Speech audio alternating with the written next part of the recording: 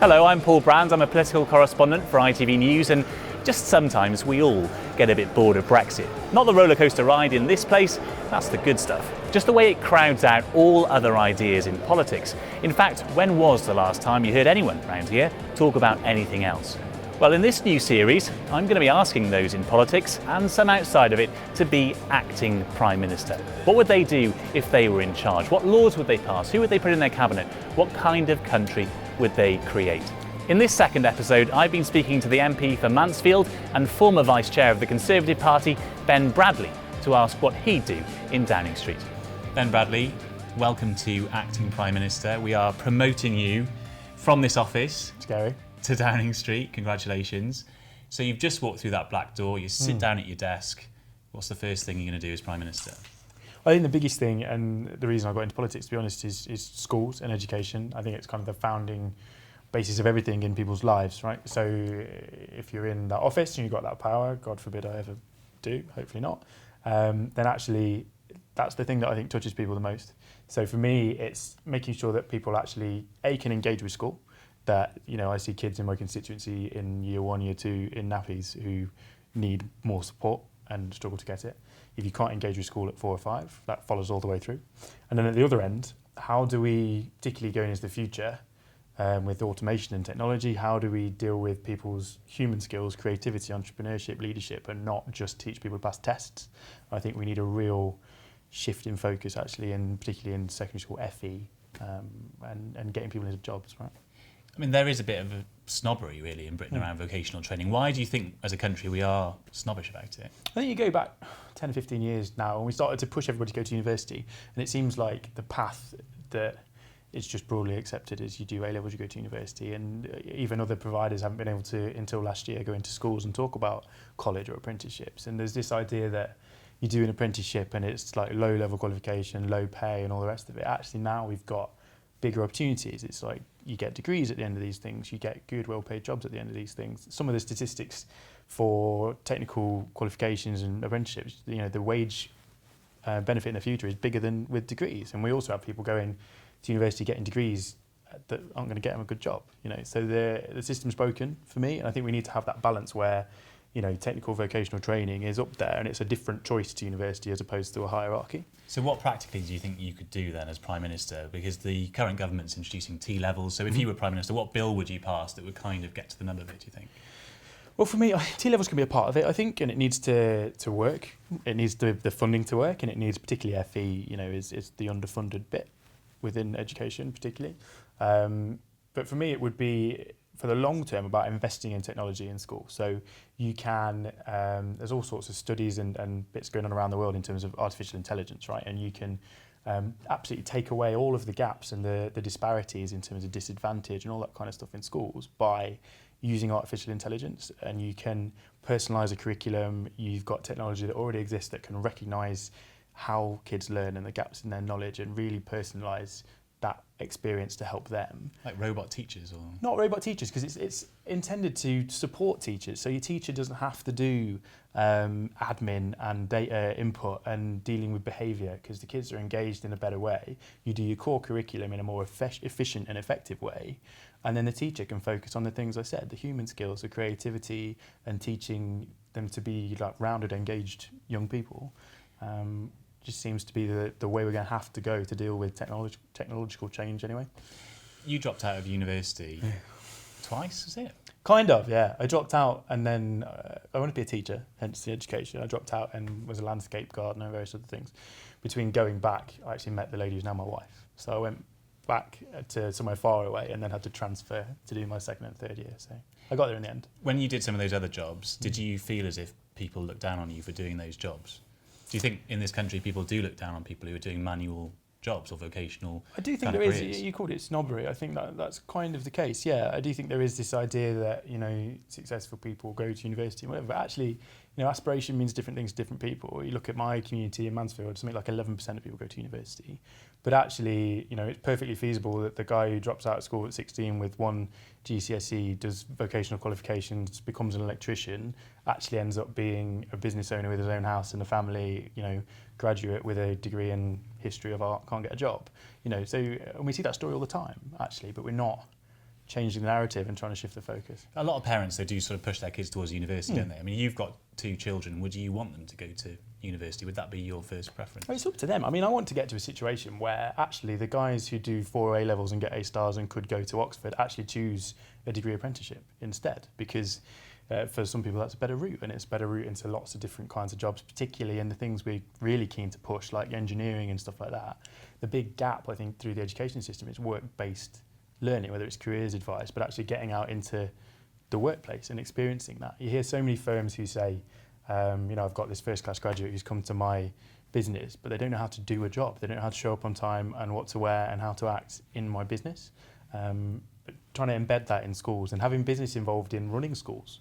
We see like university technical colleges where it's all governed by business with a view to getting them into work as an end goal, producing people who are rounded human beings, not just passing tests. Do you think there's just this sort of culture then, even within our politics, of snobbery towards vocational training, because the government is introducing T-levels, technical A-levels effectively? Do you think most ministers would want their kids to do T-levels instead of A-levels though? Well, I think with the understanding of it and increasingly getting it out there, I hope so. I mean, there is a disparity in here because vastly more people in Parliament have degrees and have been to university than out in the country. So there is that, you have your own experiences, and if you went to university and you found that rewarding thing, you might want your kids to do that and all the way through. But it works the other way. How do you help those kids who could and should go to university, whose parents didn't and don't have that experience, to be able to go the other way? I would like for it to be, and it will take a long time to do because it's a big shift in the narrative that actually, like I say, they are different choices for people, not a hierarchy of levels of qualifications. Friends of mine who went to university and now work in supermarkets that shouldn't have gone to university, they should have gone to work. And we need to then make it easier for them when they decide what they want to do later, if they do, to be able to go back and retrain or to study later in life that usually is too expensive now for people to do. Okay, so as Prime Minister, you've got to write your first speech now. Yeah. So what personal anecdote would you draw on that sums up who you are? God. That's hard. I think in terms of that kind of policy, I think, I went to loads of different schools as well as universities. I kept dropping out of things. So I went to a free school, a comprehensive, a grammar school, and kind of found that You tried the whole sector? I tried the whole sector, different universities and things as well. And then I kind of found that I flourished in some environments and not in others, as the case, different atmospheres, different focuses and priorities. And I just think in education, as in life actually, one size doesn't fit everybody, and that's kind of the Labour mantra, right? We want all of these comprehensives to be all the same and everybody's learn the same things and we're all have equality. Actually, if you want genuine equality of opportunity, you've got to tailor things and make things personal for people to be able to reach that potential. So my own experience taught me that, right? In some of those schools I did well and got good academic results as well, and in others I didn't, because I needed to kick up the arse, frankly, to make me do the work. And in some places you get it and some you don't. Why did you drop out of different... Were you a rebel? Were you expelled? What was going on? Well, I got booted out of kind of my primary school, not quite booted out, but the end of year 5 they kind of said, we don't really know what to do with you. Because you were naughty? I was getting in trouble and stuff, and just kind of being a bad influence, really. You finish your work and then just wind everybody else up for 10 minutes at the end of the lesson or whatever. And I guess I was a naughty kid. And then I went to grammar school, and it was kind of it was my parents' response. How do we beat some discipline into it? And basically, kind of sold the house and the cars and things to be able to pay for that. And I, over the course of 2 or 3 years, actually did in that environment flourished and got a bit more support and smaller classes and various other things that really helped me. By the end of it, leaving there at 16, I was a pretty model pupil, to be honest. Not necessarily academically, but trying to be a good member of society. But that's quite a big sacrifice for your parents to make. Yeah. And they obviously felt that you needed a different kind of education to sell the house and the car. Yeah, well, I think there was a level of, my parents thinking, God, what do we do with this kid, to an extent? And you want to, like I say, different things matter to different people. I think we should have that choice across the system, right? We've had this system now where people go to their local comprehensive, whether it's good, bad or indifferent. And that does favour people with money because they tend to live in, more expensive areas where the schools have got more money. But actually, if you have that choice across the system, whether that is technical college or grammar school is the right thing for some people. It's not for everybody, but you have to have that balance across the whole system, that choice, as I said about university, all the way through. Do you still think you've got that naughty streak? Probably. Because you are quite outspoken, and you've got into trouble about a few things since you've been MP, which you'd noticed. You've talked about openly, and you've had to apologise for a few bits here and there. I mean, it's a big learning curve. This. I was 27 when I got elected, and trying to figure out that anybody cares what you say. That was the biggest learning curve. Even as a local councillor or whatever, you tweet what you like and nobody cares, right? But then actually to get that level of coverage of things that I said, recently that got me into trouble with leader of the opposition, and then going back even years and years, and things that you say as a student that you don't really see the consequences of. So it's a massive learning curve for me. But you've been over all this before, so we're not going to give you a hard time. But just to remind people, in 2012, in a blog post, you said there's a vast sea of unemployed wasters who should be sterilised or have vasectomies. I didn't say that. Okay, what do you think you said? Because I'm not going to, like I said, this podcast is not about giving people a hard time. And that's what the Daily Mirror said. Right, which is not what I said. Okay. What I said was, and some of the first bit of the quote is what I wrote, and I was trying to be, I was going back to you need to be a journalist, and I was trying to be, probably controversial to get it read, frankly, deliberately so. Not thinking I'd ever be an MP, right? So, but the point I was trying to get across is broadly that there are families working on low incomes who have to make choices about whether they can afford to have children, and it's not fair, therefore, that people who don't earn their own living should be able to have that without having to make that choice and face that difficulty, which is something I think people broadly across most of the country would agree with. Obviously, fruity language. I absolutely, regret the language that I used, but do you kind of stand by that principle then that people who aren't earning a wage should have to think harder about having children than people who are? Well, no, I think if people who are working full time have to consider that, then that should equally be a consideration for everybody, regardless. But it's just the nature of our society. I think that if you are working hard, you want to make those choices, you want to do that to make work pay. And this is the kind of mantra of the Conservative Party, in my view, that it's about equality of opportunity, and you have to take those opportunities. It wasn't about unemployed people per se. It was more about a very tiny proportion of people who feel that they don't have to have that responsibility. As Prime Minister, people will ask. Yes, if I ever was, God, that would all come back out again, wouldn't it? It sure would. Yeah. And people would ask, who is the real Ben Bradley? The Ben Bradley who wrote those blogs, or the Ben Bradley who's apologised for them? I mean, who should we kind of think is the real deal, the real guy? I said at the time, everybody does stupid stuff when they're young, right? And I think increasingly in the future, we're going to find politicians who've grown up on social media and said stupid stuff, right? I'm not the first one, I won't be the last one by a long way. But it's important that we're able to kind of grow and learn from that, like I said about being here, and that learning experience of what is now acceptable, what's going to be the way to get around this place, and the way to both deliver for the constituents and then get on here, and that's all new to everybody who comes here, regardless of age. But the more and more we see people of my generation who have, been to Zante when they were 17, and it's all documented on Facebook, actually the more and more of that is going to happen, and we're kind of, I think, as a society, going to have to get over it to an extent.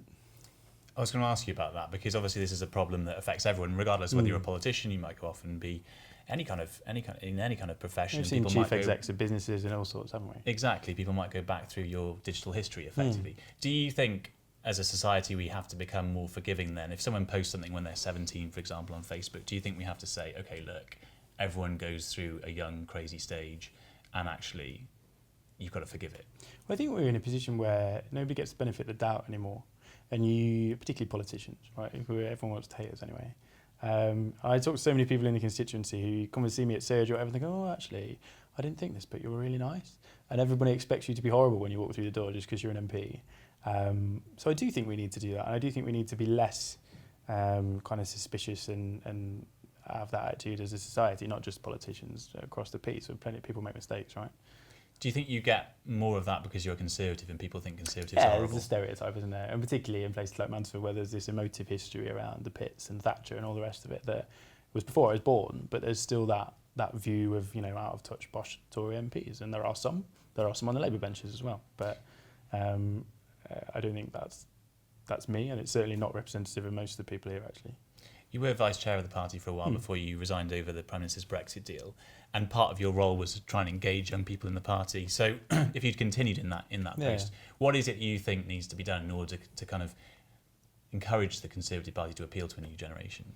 There's lots. I think there's two areas, and I hope, I know they're still carrying on with lots of the things I started, and Tom Pershcliffe, who kind of followed me, in terms of obviously internally we want to rebuild that organisation and have the reasons for people to be involved in the Conservative Party from a practical point of view.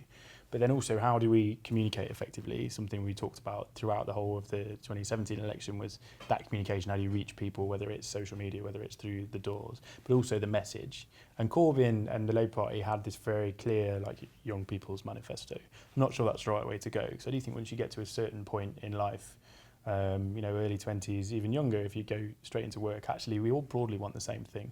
We just want to be, broadly happy in our life. We want to probably have a family, we want to probably buy a house, we want to have a job that sustains us and we don't have to worry about money. And across the piece, if you can get across those values and how you're going to support that, then younger people are interested in those things. The challenge in the election was it was all about Brexit, wasn't it? Our campaign in particular. And do you think young people still think the Conservatives are the nasty party? Famously used by Theresa May, of course, to describe the Conservatives. Look, I think there's always that stereotype, and particularly again in constituencies like mine, I always have to accept that there is a proportion of the population of Mansfield that will never ever consider voting for a Conservative ever, purely for that reason, because there is that stereotype. But I think increasingly, you see it in the stats, that voters are less partisan than they have been. They're listening more. There's more availability of that information online, social media, and they're making informed choices more. And I do think I'm one of those. I try and be as active online as I can.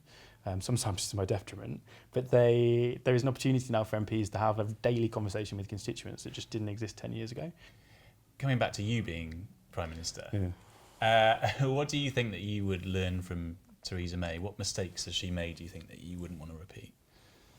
I think the challenge after the referendum was a lot of challenges after the referendum, but if you are somebody who, as I did, I voted Remain, but then actually going out and listening and talking to people about what Leave meant and realising, I think the challenge and the problem she got herself into at the end of last year was you try and compromise your way down the middle of Brexit, neither side are happy, and that's where we ended up. Whereas actually, if you'd kind of taken more time at the beginning to understand what was needed, I do genuinely feel like most voters in my constituency, rightly or wrongly, when they voted Leave, probably meant what we're calling no deal. They meant clean break, cut ties, move on, go and do something else. And you can argue about the economics of that. And I think we have argued a lot about the economics of that. I don't think government and she necessarily, hopefully it's changing, but I don't think they necessarily understood the emotional aspect of that, and it's heart as well as head. And that required a lot more open conversation, I think, than... Do you think that's partly because she was a Remainer, so maybe she didn't get that sort of passion for Brexit? Maybe, but then all the more reason if you're put in that position to go out and discuss. Let's do a bit of a quick fire round, just for fun. Who'd be your dream cabinet appointment, do you think? It can be anyone in the world. I have to have my wife. She tells me what to do. I have to make her a lady, so she could sit in the Lords and be minister for something or other. I was thinking about this morning. The perfect balance of people, right? So you could have like Piers Morgan and Susanna Reid. Really? They are on ITV. Balance each other out. I always thought ITV relevant, and they kind of balance each other, don't they? Piers says what people in Mansfield probably broadly think, and then Susanna tells him off and makes it all politically correct, and we could probably manage a kind of comms strategy through that. So you feel like you'd have like a good cross section of the country if you had Piers and Susanna? We talked about discussion. That's the great thing about Good Morning Britain, isn't it? Which world leader would you call first? Probably have to be Donald, wouldn't it? Do you reckon? Like him or hate him. Because of the special relationship. Special relationship, but particularly post-Brexit, we've got to, encourage that relationship. I think we need close ties to the US, to Australia and New Zealand, those Commonwealth countries, and I think they're probably first ports of call, to be honest. So you definitely invite him on a state visit? Yeah, I mean, whether you agree with Donald Trump or not, the office of President of the USA is not something you can offend, I don't think. What would your Downing Street pet be? You can I have don't any like cats. animal. I don't like cats. You don't? So what, Larry has to go? We can move next door or something. We put him in a different department. I'm not a cat. That's not going to be popular in the first I've always week. been a dog man. We've had dogs all the way through. Okay. I don't know whether there is the I thought this when I went to visit Chequers last year, right, and going around with my wife and thinking, Tony Blair had young kids in here, And how on earth do you do it when you've got all these, like, this book's worth £1,000? You come out and be like your 2-year-old scribbling in the back of like a Winston Churchill edition of something or other. And I'd say the same probably with a dog in number 10, right? You make a mess, achieves everything. You've got a dog though, you can't leave it behind. Well, I'd have to bring it with me. Okay. Yeah. Small dog though, right? What kind of dog have you got? Ball of fluff. It's called like a Carversham thing, a bit of a cross, but it's just fluff. Okay. All right. I think that's fine. Yeah, be acceptable. Maybe if it was a giant Labrador or something, maybe a problem. Where would you go for your holidays during recess? Because we're going to want those pictures of you chilling out. Yeah, I'm not really a walking in the Alps person. Okay. So I really like skiing holidays, but I only been 1 or 2. I'd probably do a bit of that. And then my wife does the kind of 30 degrees on a beach, not doing a lot. Okay. It's hard with young kids, but... Yeah, you've got kids, so you probably have to be... Well, Butlins, to be honest. The one we go to every year is Yeah. Butlins. And then like those Haven caravan holidays by the sea. It's all right. Okay, I reckon that's quite a good photo opportunity. We'll carry on with that still. And then I can't, because it'd be too cold, I can't get in the David Cameron mess of like being pictured with my shirt off on the beach. No, changing under a towel on the beach. Yeah, so it's probably safer as well. What would you dance to on stage at party conference? I did karaoke at party conferences. It was good fun. What was your song? I was singing Castle on the Hill, Ed Sheeran. It's all right. I actually sang for our wedding. I sang the first dance at my wedding. Yeah. What did you sing? It was another Ed Sheeran one. It was Thinking Out Loud. Well, I didn't want to learn a dance. My wife was desperate to learn a dance. I was trying to put her off forever because I'm not doing it. So I thought, how can I worm my way around it? I did like a professional recording in a studio and stuff. Are you quite a good singer then? After professional recording and editing, yes. Do you want to sing a bit now? No. Bluntly, I do not. All right, we'll have to find the recording from your wedding instead. Yeah, it was on Radio Mansfield the other week. I did like a Desert Island Disc thing. Okay, and so it's out there? Yeah, they played my version instead of Ed's. All right, excellent. Okay, I'm going to listen to that later. Serious question, would you be willing to press the nuclear button? You have to. God knows what position we're going to be in the future. I mean, the idea that you would have one and then tell the world that you wouldn't is just daft.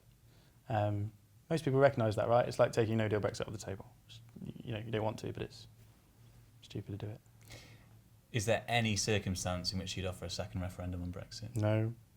I think, again, I'm biased because my constituency is so heavily Leave, but you've got to do it. We've got to get out on the 29th. And actually, I mean, we talk about this Malta-House plan. The alternative, if the EU won't do it, and the ideal, almost better than the withdrawal agreement, to be honest, for me, would be having that kind of standstill period afterwards where we've left and we're an independent state and we talk about, right, how's this going to work in 18 months at the end of this implementation period? And it's time limited, but we're not held over a barrel like we are now. We just need to get out. And particularly as the longer this drags on, the more and more constituents are just kind of saying Sodom. We have to be more nuanced than that, obviously, as politicians, but that's certainly the feedback I get. Okay. Last question, genuinely now. Would you ever want to be Prime Minister? No. I think it's a hide is nothing. You see, I mean, look at Theresa May, right? And for all the drama, and you would talk about leadership and direction and problems that I've had, who'd want to be in her position, right? How difficult that is with absolutely everybody willing you to fail. And you know, the time and effort you put in for no reward or recognition, really. And in the UK, you kind of stay Prime Minister until everybody falls out with you and then they boot you out. It's not like the US where you can do 8 good years and disappear. I'd like to be in education, minister in there somewhere. Is that your dream job? Yeah, but to be honest, you know, I got a marginal seat, I got kids who are 2 and 5. I want to still be here after the next election. That's kind of my priority. If I'm not allowed to be offered anything, having, you know, written a letter to the 1922. But you know, honest choice at the minute, I'm not really fussed because I've kind of got other fish to fry at the minute. Okay. All right. Well, Ben Bradley, you've been a fascinating Prime Minister for 25 minutes. And no Even longer. if that is all that you want out of this life. Thanks very much for doing it. Good to see you.